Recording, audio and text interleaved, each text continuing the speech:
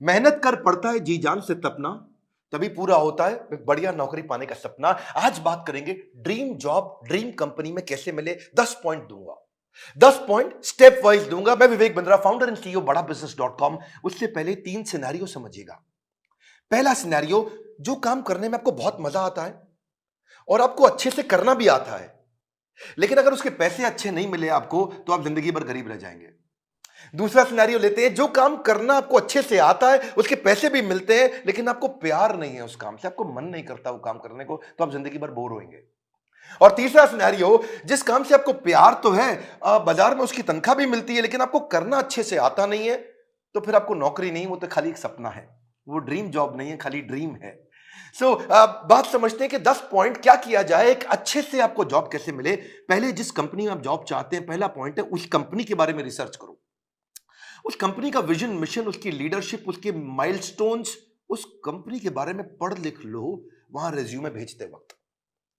नौकरी.com पे बहुत सारी अपॉर्चुनिटीज आपको मिलेंगी, लेकिन पहले कंपनी की वेबसाइट, इंटरव्यू में जाने से पहले उसके सोशल मीडिया, उसका एंगेजमेंट, mouthshut.com, glassdoor.com, उसका लिंक्डइन, उसके सारे गूगल पे सब चीजें, जितना ज्यादा आप इंटरेस्टेड होंगे उतना आपका कैंडिडेचर इंटरेस्टिंग हो जाएगा। जब आप इंटरव्यू में मिलते हैं ना लोगों से, if you are interested in the company, they will see you as interesting for the company. Company research के बाद दूसरा पॉइंट, जॉब डिस्क्रिप्शन को समझिए। जॉब डिस्क्रिप्शन की डिटेल मांगिए। आपका केआरए क्या होगा, केपीआई क्या होगा, आपसे क्या एक्सपेक्ट किया जा रहा है कंपनी में, ये मांग लो।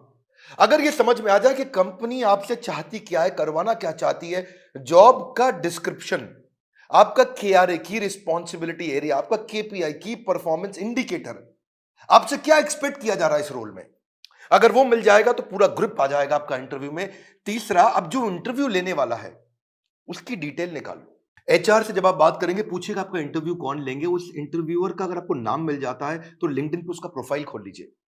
देखिए उसने क्या पोस्ट शेयर किया है, क्या आर्टिकल शेयर किया है, क्या उन्होंने कोई ब्लॉग शेयर किया है, उसके बारे में अगर आप तारीफ करेंगे, उसकी डिटेल उनको इंटरव्यू में बताएंगे, तो वो आपकी आई फॉर डिटेल को बहुत पसंद करेंगे। मेरे साथ भी होता है कई बार, जब कोई मुझको इंटरव्यू देने आता है, बोलता है सर मैं तो आपका बहुत बड़ा फैन हूं, मैं तो आपके सारे वीडियो देखता हूं, तो मैं पूछ लेता हूं टॉप 5 वीडियो कौन से देखे थे जो आपको बहुत पसंद आए और मैंने उसमें क्या बताया। पता चल जाता है कि आदमी झूठ बोल रहा है या सच बोल रहा है। अगर डिटेल में लिया अपने इंटरव्यूअर को पहचान, तो अपने इंटरव्यू को बना लोगे सुपर आसान। इसको क्या कहते हैं, failing to plan means planning to fail. Plan करके जाइए, इंटरव्यूअर के बारे में पढ़ के जाइए। अब्राहम लिंकन भी बोला करते थे ना कि अगर मुझे पेड़ काटना हो, मेरे पास 8 घंटे हों, तो 6 घंटे तो मैं केवल धार लगाऊंगा, 2 घंटे में पेड़ काट दूंगा। 6 घंटे धार क्या लगाऊंगा, मतलब क्या, इतनी तैयारी कर लूंगा कि 2 घंटे में पेड़ अपने आप कट जाएगा। आसान है, लेकिन थोड़ा उसको समझ के जाओ। इंटरव्यूअर क्या क्वेश्चन पूछ सकता है आपसे, कि अपने बारे में बताओ, पूछेगा आपसे पॉपुलर क्वेश्चन क्या, आपको क्यों हायर करें, आपकी स्ट्रेंथ्स क्या है, आपकी लीडरशिप स्किल्स के बारे में बताइए, आपके पास एक्सपीरियंस नहीं है, आपको क्यों हायर करें। इस तरह अगर आप अपनी तैयारी करके जाएंगे, मजा आएगा। चौथा पॉइंट, एम्प्लॉयर सेंट्रिक रहिएगा। इस चौथे पॉइंट में ध्यान रखना, इंटरव्यूअर आपकी मानसिकता को जरूर चेक करता है। अपने आंसर्स को ऐसे कस्टमाइज करिए, आप आत्म प्रेरित, सेल्फ मोटिवेटेड दिखने चाहिए। एक एम्प्लॉय मानसिकता का होता है, इंट्राप्रेन्योर मानसिकता का होता है। हमारे एवरीथिंग अबाउट एंटरप्रेन्योरशिप कोर्स में हम इंट्राप्रेन्योर की बहुत बात करते हैं। एम्प्लॉय वो जो नौकरी करता है, इंट्राप्रेन्योर वो क्यों करता तो नौकरी है, पर उसका बिहेवियर ओनर जैसा होता है। वो प्रॉब्लम पे फोकस करेगा, एम्प्लॉय इंट्राप्रेन्योर एक्शंस पे फोकस करेगा। वो बोलेगा फैमिली इज माय फैमिली, ये कहता है कि नहीं नहीं, organisation is also my family. वो उसको परिवार की तरह देखता है। वो हार्डवर्क करता है, ये स्मार्ट वर्क करता है। वो कंज्यूमर होता है, ये कंट्रीब्यूटर होता है। एंटरप्रेन्योर आते ही सोचता है मैं ऐसा क्या कर लूं कंपनी में। वो पुश स्टार्ट है, उसको धक्का मारोगे तो काम चालू करेगा। ये सेल्फ स्टार्ट है, अपने आप काम करता है। वो टाइम वेस्ट करता है, ये टास्क वेस्ट करता है। एम्प्लॉय क्या करता है, सुबह 9 से 5, 9 बजे आएगा, 5 बजे निकल जाएगा। ये क्या कहता है, जब तक काम खत्म नहीं होगा तब तक बैठूंगा। काम जल्दी खत्म करने की कोशिश करता है। ये समय के हिसाब से नहीं, काम के हिसाब से काम करता है। इसलिए employ gets paid for the time he spends, intrapreneur gets paid for the value he creates, है ना। तो ये इसको क्या चाहिए, sick leave, casual leave, earn leave, वो leave he doesn't want to leave. तो आपके जो आंसर है ना, वो उससे आपका नेचर, आपका बिहेवियर, आपका कल्चर पता लग जाएगा। ये ब्रेकडाउन में खत्म हो जाता है, ये ब्रेकडाउन में ब्रेक थ्रू क्रिएट कर देता है। ये बिहेवियर, नेचर पता चल जाता है। पांचवा पॉइंट, अपना असेसमेंट भी करके जाइए, जो कि आपके इंटरव्यू में दिखाई पड़ेगा। सनातन गोस्वामी चैतन्य महाप्रभु से बोले के आमी, क्या बात हुआ कि मैं हूं कौन, आप पहचानिए अपने आप को। कृष्ण ने भी गीता के अंदर बहुत बात किया, ये आपको पोजिशनिंग में हेल्प मिलेगा आपको। आप एक्शन मैन है, पीपल मैन है, आइडिया मैन है, प्रोसेस मैन है, आपकी मेजर स्ट्रेंथ्स क्या है, उसको स्किल के साथ मैच कर लीजिएगा। देखिएगा कि जो जॉब डिस्क्रिप्शन है ना, जो मैंने पीछे बताया था आपको, उसमें देखिए कि कंपनी का गोल क्या है, इस जॉब से कौन सा गोल अचीव करने वाले हैं, कंपनी में क्या प्रॉब्लम्स थी जो इस जॉब से वो सॉल्व कराने वाले हैं। और जब आप जाएंगे तो अपने हार्ड स्किल और सॉफ्ट स्किल को जरूर समझ के जाइएगा। ये छठा पॉइंट है। हार्ड स्किल कौन से होते हैं? ये वो स्किल होते हैं जो बेसिकली आप क्वांटिफाई कर सकते हैं, जैसे कि फॉरेन लैंग्वेज हो गया, डिग्री हो गया, सर्टिफिकेट हो गया, मशीन ऑपरेशन हो गया, आपका किसी प्रकार का कोई भी data mining, accounting, programming, software testing, ये सब हार्ड स्किल होते हैं। जिसमें कला आती है।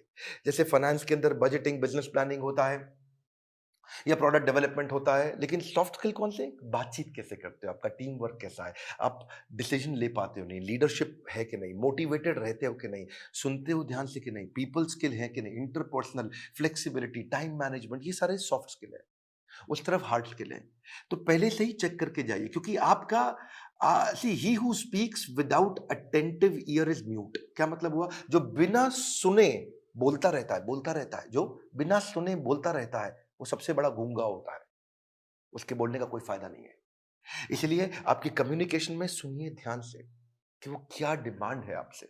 इफेक्टिव कम्युनिकेशन में 20% is only what you know, 80% is how do you feel about what you know. कैसे आप उसे कम्युनिकेट करते हैं। सीधे बैठिए, हमेशा स्माइल मेंटेन करिए। ऐसा करके आराम से रिलैक्स होकर के बैठने वाला तो जमेगा नहीं ना। कॉन्फिडेंट और इंफॉर्मेटिव लगते हैं जब आप अच्छा कम्युनिकेशन और सॉफ्ट स्किल मैनेज कर पाते हैं। सातवां है, अब मौका ढूंढिए कि आप भी कोई ऐसा क्वेश्चन करें जिस क्वेश्चन से इंटरव्यूअर को लगे यार ये आदमी बुद्धिमान है। एक बात बताऊं आपको कि knowledge is having the right answer, but intelligence is asking the right question. ज्ञानी व्यक्ति के पास उत्तर होता है, पर बुद्धिमान व्यक्ति के पास प्रश्न होता है। अगर आपने कोई ऐसा प्रश्न किया जिस प्रश्न से वो बहुत इंप्रेस हो सकता है, जैसे आप उनसे पूछिए इस बारे में, इस रोल से आप कौन सी प्रॉब्लम सॉल्व करना चाह रहे हैं, इस रोल के माध्यम से आप कौन सा गोल अचीव करना चाह रहे हैं, इस रोल से आप मेरी परफॉर्मेंस को कैसे इवैल्यूएट करेंगे। कितना पावरफुल आप प्रश्न पूछते हैं, ये भी सामने वाले को इन्फ्लुएंस करता है। आठवां, सैलरी नेगोशिएशन की बात आए तो बहुत जोर मत डालिएगा। अनरियलिस्टिक सैलरी हाइक से सामने वाला समझ जाता है ये केवल पैसे के लिए नौकरी करने आया है, ये वैल्यू नहीं क्रिएट कर पाएगा। इसलिए वैल्यू क्रिएशन पे फोकस करिए, वैल्यूएबल अपने आप आएगा। मैं इसमें आपको हमारे जो दूसरे डायरेक्टर हैं संजय कथोरिया जी, इनका आपको 2015-16 का एक एक्सपीरियंस शेयर करता हूं। एक बार ये श्रीलंका में एक कंपनी के चेयरमैन के पास इंटरव्यू देने गए और कंपनी के चेयरमैन ने एक ही बात पे इनकी मर्जी की सैलरी दे दी। और वो क्या बात थी? जब उन्होंने पूछा क्या सैलरी लोगे, तो ये कहते हैं I believe in creating value and then sharing value. क्या मतलब हुआ इसका? कि मैं पहले 100 दिन आपके लिए वैल्यू क्रिएट करूंगा, अगर वैल्यू क्रिएट हो गई बढ़िया, तो उसके बाद आप उस वैल्यू को शेयर कर देना मेरे साथ, तब आप तनख्वाह मेरे हिसाब से दे देना। अभी आपको जो समझ में आता हो आप दे सकते हो मुझे, लेकिन मैं वो काम करके दिखाऊंगा, वो वैल्यू क्रिएट करूंगा, तब मैं वैल्यूएबल डिमांड करूंगा। Create value then share value. ये बात सामने वाला इतना इंप्रेस हुआ, बोला कोई बात नहीं, 100 दिन की बात की है, आज ही बता दो क्या तनख्वाह लोगे। जब आप वैल्यू क्रिएट करने पे फोकस करते हो, पहले कहते हो मैं वैल्यू क्रिएट करूंगा, बाद में अपना शेयर लूंगा, इससे सामने वाले को आप पे बहुत कॉन्फिडेंस आ जाता है। सैलरी नेगोशिएशन पे बहुत फोकस मत करिए, मेन मुद्दा समझिए, वैल्यू क्रिएशन पे फोकस करिए। सैलरी नेगोशिएशन अपने आप हो जाएगी जब वैल्यू क्रिएशन का सामने कॉन्फिडेंस आ जाएगा कि आप करके क्या दिखा सकते हैं जॉब में। 9वां पॉइंट, अपने रेज्यूमे पे ध्यान दीजिएगा। ये हालांकि मैं थोड़ा पहले भी बता सकता था 9वां पॉइंट, पर ध्यान रखिए अपने लाइवली और एक्शन ओरिएंटेड वर्ड लिखिए। रेज्यूमे लंबा मत बनाइए, 6 पेज, 8 पेज, 10 पेज का, क्योंकि जो रिक्रूटर होता है या जो इंटरव्यूअर होता है वो उसके पास ज्यादा समय नहीं है देखने के लिए। बुलेट पॉइंट्स में लिखिए ताकि मैक्सिमम चीजें कैप्चर हो जाएं कम समय में। सीक्वेंस के अपना एक्सपीरियंस लिखिए, और अगर एक्सपीरियंस ज्यादा नहीं है तो कोई बात नहीं, आपने आज तक जो भी कहीं पे थोड़ा बहुत इंटर्नशिप भी किया है तो वो भी डालिए। एक कवर लेटर अगर आप बना सको ना तो वो गेम चेंजर होता है अपनी एग्जैक्ट पोजिशनिंग के लिए, कि आपके पास स्किल है और कंपनी को ये जरूरत है, तो कंपनी की जरूरत और आपके स्किल कैसे मैरी कर सकते हैं आपस में, कैसे मैरिज होगी। तो एक छोटा सा कवर लेटर आधे पेज का 8-10 लाइन का बना सकें अगर आप तो। रेज्यूमे ऐसा होना चाहिए कि सामने वाले को 20 सेकंड में सारी बात समझ में आ जाए। उसको ध्यान से बार-बार देखो ऐसा कि क्या 20 सेकंड में समझ में आ रहा है पूरा रेज्यूमे? रेज्यूमे में बहुत डिटेल लिखने में सफलता नहीं है, किसी के पास टाइम नहीं है आज डिटेल में पढ़ने के लिए। पर रेज्यूमे के अंदर जो हायरिंग मैनेजर है, एक सर्वे बताता है वो 6 सेकंड में डिसाइड करता है इसको बुलाऊं कि नहीं बुलाऊं। तो बड़ा इंपॉर्टेंट है, बहुत ज्यादा एग्जैजरेट ना करें नहीं तो पर्दा फाश हो जाता है बाद में।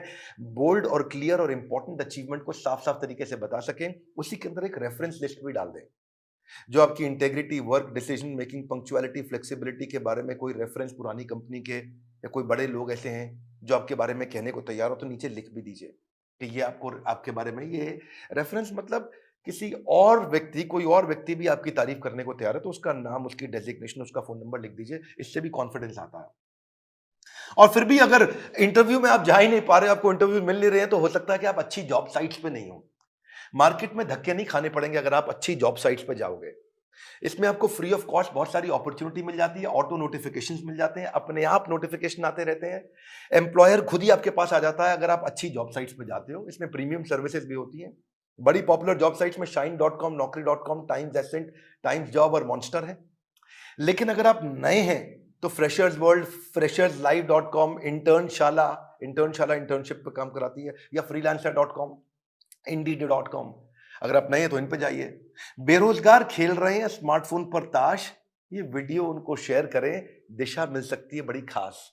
मैं एक बात और बताऊंगा, हमारे प्रॉब्लम सॉल्विंग कोर्स के अंदर हमने पूरा का पूरा कोर्स इसके ऊपर बना रखा है और एवरीथिंग अबाउट एंटरप्रेन्योरशिप को भी अब 2 हिस्से में डिवाइड कर दिया है। अगर आप नए हैं, इंट्राप्रेन्योर बनना चाहते हैं या आगे चल के स्टार्टअप शुरू करना चाहते हैं तो एवरीथिंग अबाउट एंटरप्रेन्योरशिप का एक हिस्सा आपको काम आएगा। और दूसरा जो बिजनेस कर रहे हैं उनके लिए तो है ही है। मैं फिर से आपको रिक्वेस्ट करूंगा कि बेरोजगार खेल रहे हैं स्मार्टफोन पर लूडो और ताश, हाँ, वीडियो शेयर करो उनको, तो दिशा मिल सकती है बड़ी खास। ताश से बात नहीं बनेगी, इस खास दिशा से बात बनेगी। अगर आप नए आए हैं सब्सक्राइब जरूर करिएगा, लाइक करके उत्साह बढ़ाइए, बोर्ड लाइन नंबर पे फोन करिए, चेक करिए कि कैसे एवरीथिंग अबाउट एंटरप्रेन्योरशिप जिंदगी भर के लिए आपको एक बड़ी दिशा दे सकता है, आपको एक इंट्राप्रेन्योर बना सकता है। किसी को नौकरी मिले ना मिले, इंट्राप्रेन्योर की बहुत कमी है, उसको नौकरी जरूर मिलती है। हमारे साथ जुड़े रहने के लिए, दुनिया का नंबर 1 एंटरप्रेन्योरशिप यूट्यूब चैनल बनाने के लिए, वीडियो को लाइक करके उत्साह बढ़ाने के लिए आप सबका हृदय की गहराइयों से प्रेम पूर्वक बहुत बहुत धन्यवाद।